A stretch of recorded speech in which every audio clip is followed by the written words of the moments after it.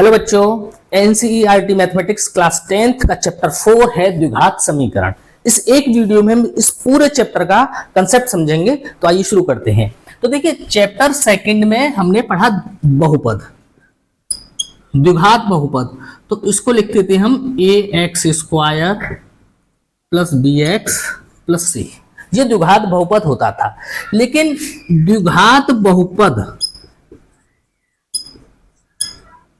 के बराबर मैंने जीरो लिख दिया। X square plus B x plus C बराबर जीरो।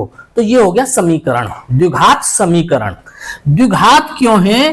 क्योंकि इसमें जो मैक्सिमम पावर है वो कितनी है? 2।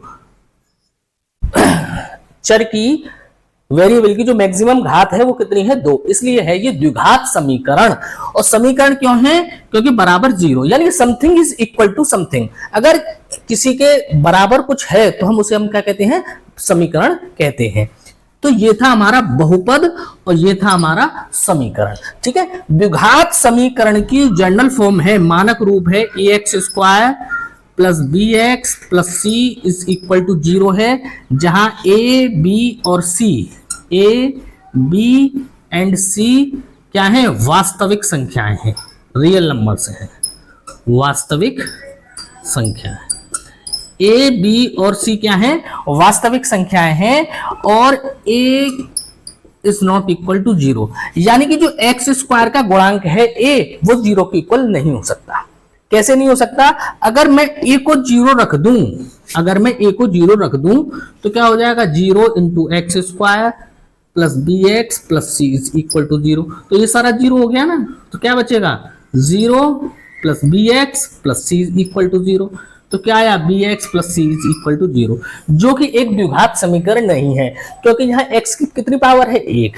तो ये क्या होगा? रैखिक समीकरण होगा, द्विघात समीकरण नहीं होगा। तो द्विघात समीकरण में सबसे बड़ी बात यह है कि जो एक्स स्क्वायर वाला टर्म है वो जीरो नहीं होना चाहिए। ठीक है, यानी एक्स स्क्वायर का जो गुणांक है वो ए जीरो नहीं होना चाहिए। बी या सी हमारे जीरो हो सकते हैं। कैसे हो सकते हैं उन्हें भी समझते हैं। जैसे कि A X square plus B x plus C is equal to कोई द्विघात समीकरण है, इसमें B is equal to zero हो गया सपोज। तो बी जीरो होगा तो ये बीच वाला टर्म जीरो हो जाएगा। तो क्या बचेगा? A X square plus C is equal to zero. तो ये भी हमारा एक द्विघात समीकरण है, क्योंकि एक्स की घात 2, यानी कि 2 घात वाला पद यहाँ पर उपलब्ध है। तो इसको भी हम द्विघात समीकरण ही कहेंगे। ठीक है बेटा। इसके बाद मान लो c is equal to zero हो गया। तो c is equal to zero होगा तो ये वाला टर्म जीरो हो जाएगा। तो क्या हो जाएगा? A X square plus B X is equal to zero. तो देखिए, ये भी एक द्विघात समीकरण की फॉर्मेट है, क्योंकि x की घात 2, यानी कि 2 घात वाला जो पद आ रहा है वो हमारा शून्य नहीं है। तो इसको भी हम द्विघात समीकरण ही कहेंगे। ठीक है, इसे नोट करिए, आगे कराते हैं। देखिए, हम इस तरीके से लिख सकते हैं द्विघात समीकरण का मानक रूप या व्यापक रूप, या इंग्लिश में बोले तो जनरल फॉर्म क्या होती है? A X square plus B x plus C is equal to zero होती है, जहां A is not equal to zero, यानी एक्स स्क्वायर का जो गुणांक है, जो अचर पद है, वो क्या है? शून्य नहीं होगा। तथा ए बी और सी वास्तविक संख्या होंगी, यानी कि ए क्या होता है? एक्स स्क्वायर का गुणांक ए होता है, x का गुणांक b होता है, और ये अचर पद क्या है? c। ठीक है ना, ये क्या है? वास्तविक संख्याएं होंगी। तो देखिए, गुणनखंड विधि द्वारा द्विघात समीकरण का हल निकालना। गुणनखंड विधि द्वारा द्विघात समीकरण का हल किस तरीके से निकालेंगे ये हम सीखेंगे। देखिए, 6x square minus x minus 2 is equal to zero. आपकी एनसीईआरटी की बुक का एग्जाम्पल 4 है, मैं इसे सॉल्व करके समझा रहा हूं। 6x square minus x minus 2 is equal to zero. तो द्विघात समीकरण का हल क्या होता है कि x का वो मान जिसे रखने पर इस द्विघात समीकरण का मान शून्य हो जाए, उसे हम द्विघात समीकरण का हल कहते हैं। ठीक है, उसे हम द्विघात समीकरण हल या मूल भी कहते हैं। तो चलिए समझते हैं। तो देखिए, जो एक्स स्क्वायर का गुणांक और अचर पद, इन दोनों का मल्टीप्लाई करते हैं। एक्स स्क्वायर का गुणांक कितना है? 6, और अचर पद कितना है? 2। इन दोनों का हमने मल्टीप्लाई कर लिया, तो 6 2 जा 12। अब 12 के ऐसे फैक्टर कीजिए कि गुणा करने पर तो 12 आए, और ये क्या है माइनस, लास्ट वाली संख्या से पहले क्या लगा है माइनस, तो घटाने पर क्या आना चाहिए 1, बीच वाला 1। तो देखिए 4 गुणा 3 करेंगे तो आएगा 12, और 4 में से 3 घटाए तो कितना आया 1। इस तरीके से हम फैक्टर करने होते हैं। तो लिखिए 6x² माइनस, तो 1 की जगह हम क्या लिखेंगे 4 - 3, तो 1 ही तो हो जाएगा। 4 - 3 into x minus 2 is equal to 0, तो ये हो गया 6x² माइनस 4x और माइनस माइनस प्लस, और 3 का मल्टीप्लाई x से करेंगे 3x minus 2 is equal to 0। पहले दो टर्म में से कॉमन लीजिए और लास्ट के दो टर्म में से कॉमन लीजिए। पहले दो टर्म में से कॉमन आया 2x, तो यहां से क्या बचा 3x minus 2 plus 3x minus 2 में से कुछ कॉमन नहीं आएगा तो 1 आ गया, तो ये बचा 3x minus 2 is equal to 0। 3x minus 2, 3x minus 2 दोनों ब्रैकेट सेम है, तो हमारा क्वेश्चन ठीक होता है। तो 3x माइनस 2 को हमने कॉमन ले लिया, यहां से आया 2x plus 1 is equal to 0। यानी कि इन दो ब्रैकेट्स को हमने सॉल्व कर लिया इस द्विघात समीकरण को, तो ये दो ब्रैकेट्स आए, और इन दोनों ब्रैकेट्स का मल्टीप्लाई क्या है 0 के बराबर है।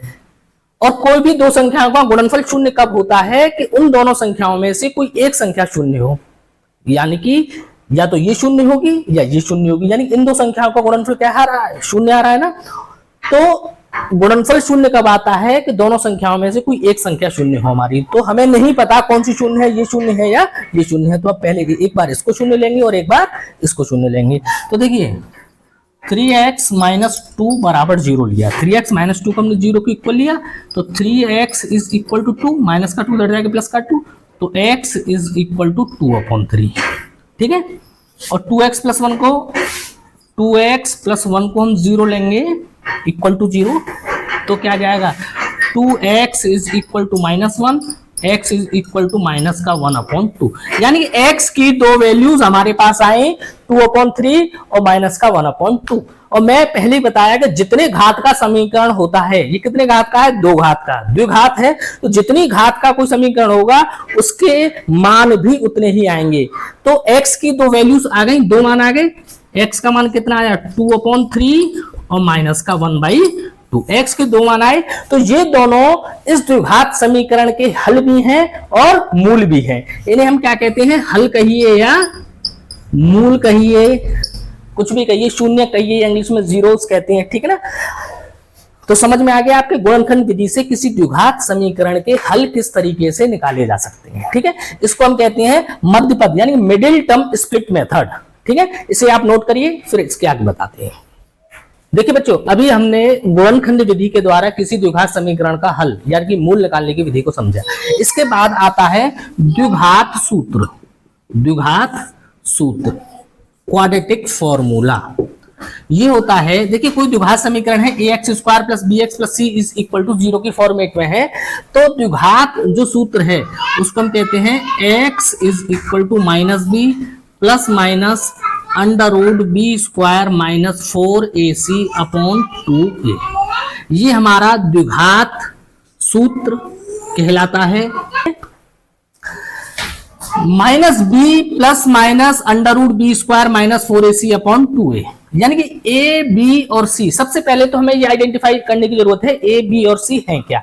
यानी किसी भी द्विघात समीकरण में जैसे y² प्लस 4x माइनस 5, कोई एक द्विघात समीकरण इस तरीके का है, तो सबसे पहले हमें क्या जरूरत है a, b और c आइडेंटिफाई करने की, क्योंकि इस फॉर्मूले में सिर्फ a, b और c का ही यूज है।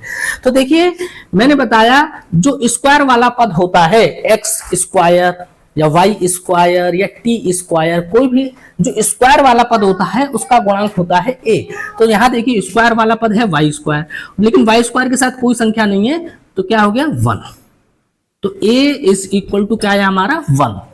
उसके बाद क्या है एक घात वाला पद, क्या है x की घात कितनी है यहाँ पर 1, तो एक घात वाली जो वो होता है चर, उसका जो गुणांक है वो कहलाता है b। तो देखिए एक घात, वो सॉरी 4y होना चाहिए यहाँ पे 4y। तो देखिए y का जो गुणांक है वो कितना है 4, तो b इज इक्वल टू आया हमारा 4। और c क्या होता है, अचर पद। c क्या होता है, अचर पद। तो c कितना आया हमारा -5। ठीक है, तो a, b और c की वैल्यूज हम कैसे भी हमें निकालनी है। कैसे भी क्या, इस फॉर्मूले से हमें a, b और c की वैल्यूज निकालनी है और इस फॉर्मूले में पुट कर देनी है, तो हमें किसी भी द्विघात समीकरण के मूल पता चल जाएंगे। अच्छा, मूल कैसे पता चलेंगे, यहां दो साइन लगे हुए हैं, प्लस और माइनस। तो देखिए दो मूल कौन कौन से होंगे, एक मूल होगा -b प्लस लेने पर, पहले प्लस साइन लेंगे, plus √b² - 4ac upon 2a। और दूसरा जो मूल होगा वो क्या होगा, यहां पर माइनस लेंगे, minus √b² - 4ac upon 2a।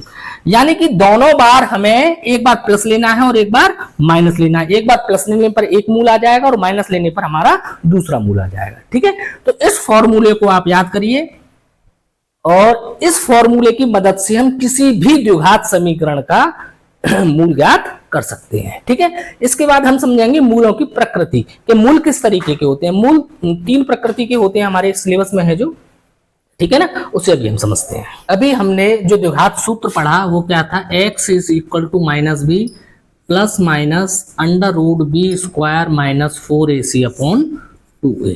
तो देखिए ये वाला जो पार्ट है अंडर रूट के अंदर वाला b² - 4ac, इसी से हम मूलों की जो कंडीशंस हैं वो पता करेंगे। तो कैसे, देखिए विवितकर होता है हमारा, विवितकर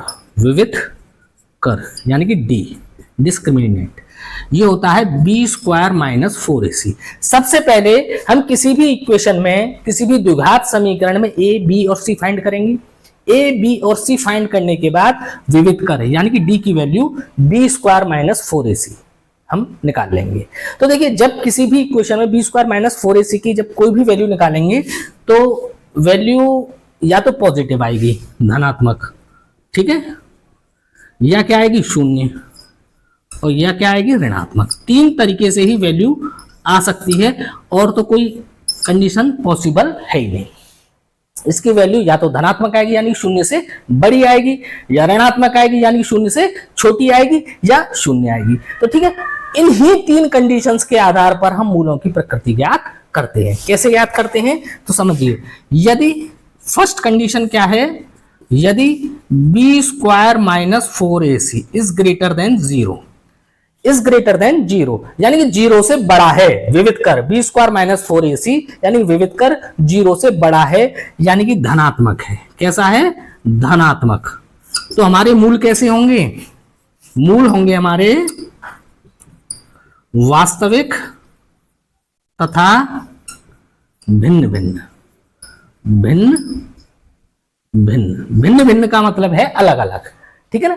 2 मूल होंगे हमारे, मूल तो 2 ही आएंगे द्विघात समीकरण में, और दोनों मूल हमारे वास्तविक होंगे तथा अलग अलग, यानी दोनों की वैल्यू अलग होगी। यानी एक मूल हमारा 2 है तो दूसरा मूल हमारा 3 भी हो सकता है। जैसे अभी मैंने एक क्वेश्चन सॉल्व किया था अभी, उसमें x की 2 वैल्यू आई थी, 3/2 और माइनस की 1/2। क्या आई थी x की 2 वैल्यूज, 3/2 और माइनस की 1/2। तो दोनों संख्याएं वास्तविक हैं और दोनों मूल अलग अलग हैं, यानी कि भिन्न भिन्न है। ये फर्स्ट कंडीशन होती है, ठीक है। सेकेंड कंडीशन होती है, यदि b² - 4ac का मान 0 आ जाए। क्या आ जाए, 0। सेकंड कंडीशन क्या है, 0। यानी b² - 4ac को हम सॉल्व करेंगे और इसका मान हमारा 0 आ जाए तो मूल कैसे होते हैं हमारे, मूल वास्तविक तथा समान होते हैं। तो मूल वास्तविक तथा समान होंगे। समझ में आ गई बात, यानी कि 2 मूल हैं हमारे तो दोनों की वैल्यू समान आएगी, -3 यानी दोनों मूलों की वैल्यू क्या आएगी हमारी, सेम, इस वाली कंडीशन में। यानी कि b² - 4ac का मान अगर 0 हो जाता है तो दोनों मूल वास्तविक तथा समान होते हैं। और थर्ड कंडीशन है, यदि b² - 4ac is less than 0, 0 से छोटा है यानी कि ऋणात्मक है, तो मूल हमारे कैसे होंगे, तो मूल वास्तविक नहीं होंगे, तो मूल हमारे वास्तविक नहीं होंगे, ठीक है। तो जो कंसेप्ट मैंने बताए हैं आपको, इन्हीं कंसेप्ट के आधार पर पूरी एक्सरसाइज है, पूरा चैप्टर है, तीनों एक्सरसाइज, एक्सरसाइज 4.1, एक्सरसाइज 4.2 और एक्सरसाइज 4.3, तीनों एक्सरसाइज में यही कंसेप्ट हमारे यूज होते हैं। तो 10-15 मिनट में इस वीडियो को देखकर पूरी एक्सरसाइज का रिवीजन कर सकते हैं। ठीक है, तो आप इस वीडियो को देखिए, अगर वीडियो अच्छा लगे तो लाइक कीजिए, शेयर कीजिए, सब्सक्राइब कीजिए